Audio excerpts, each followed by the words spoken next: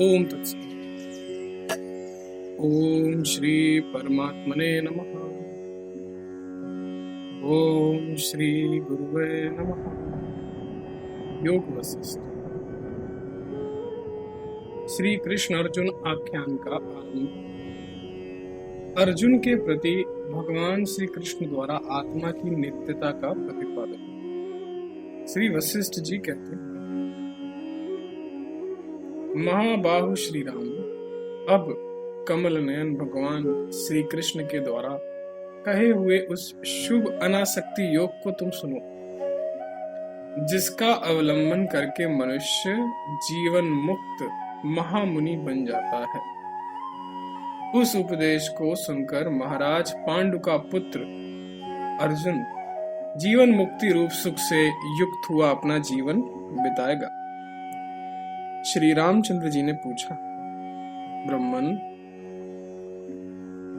कृपा कर आप मुझे यह बतलाइए कि वह पांडुनंदन इस पृथ्वी पर कब उत्पन्न होगा और उसके प्रति अनासक्ति का वर्णन भगवान श्री कृष्ण किस तरह करेंगे।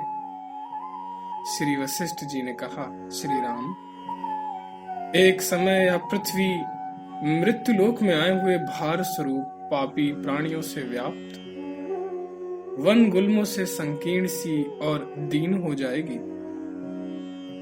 उस समय पापी मनुष्यों के भार से पीड़ित या दीन पृथ्वी शरण पाने के लिए भगवान विष्णु के समीप उसी तरह जाएगी जिस तरह लुटेरों से लूटी गई कातर स्त्री अपने पति के समीप जाती है। तब संपूर्ण देवांशों के साथ भगवान श्री हरि नर और नारायण के अवतार रूप में दो शरीरों से पृथ्वी पर प्रकट होंगे। उनमें से श्री हरि के नारायण स्वरूप का साक्षात अवतार एक तो श्री वासुदेव इस नाम से विख्यात होगा और दूसरा अंशावतार नर स्वरूप पांडुपुत्र अर्जुन इस नाम से विख्यात होगा। और चारों समुद्रों से घिरी हुई संपूर्ण पृथ्वी का अधिपति एवं धर्म का पुत्र युधिष्ठिर इस नाम से प्रसिद्ध होगा। वह पांडुपुत्र धर्मज्ञ होगा। उसका चचेरा भाई दुर्योधन नाम से विख्यात होगा और उस दुर्योधन का भीम नामक द्वितीय पांडुपुत्र वैसा ही प्रतिद्वंदी होगा जैसे सर्प का प्रतिद्वंदी नकुल।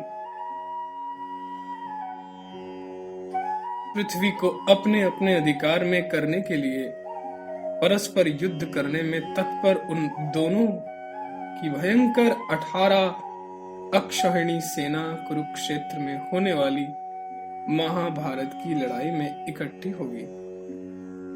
रघुनंदन, महान गांडीव धनुषधारी अर्जुन की देह से उन सेनाओं को नष्ट कर श्री विष्णु भगवान श्री कृष्ण पृथ्वी को भार से मुक्त कर देंगे। युद्ध के प्रारंभ में भगवान विष्णु का अंश अर्जुन प्राकृत भाव में स्थित होकर हर्ष और शोक से युक्त मनुष्य धर्म वाला बन जाएगा।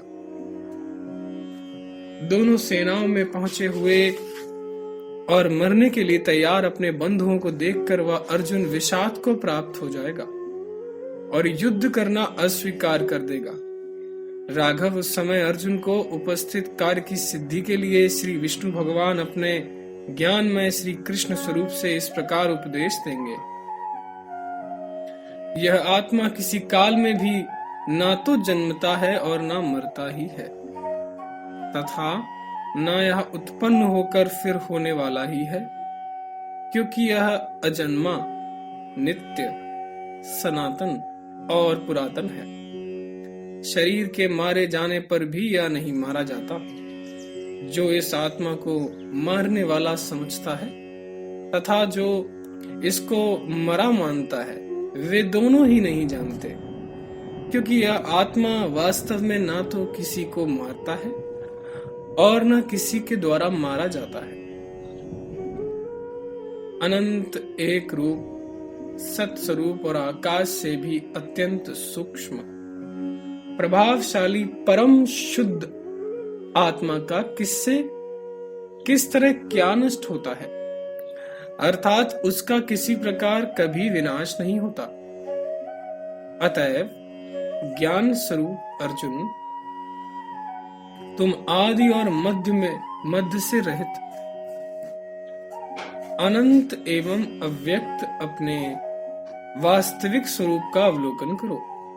तुम अप्रमेय दोष रहित चैतन्य स्वरूप अज नित्य और विशुद्ध हो। ओम तत्सत, ओम तत्सत, ओम तत्सत।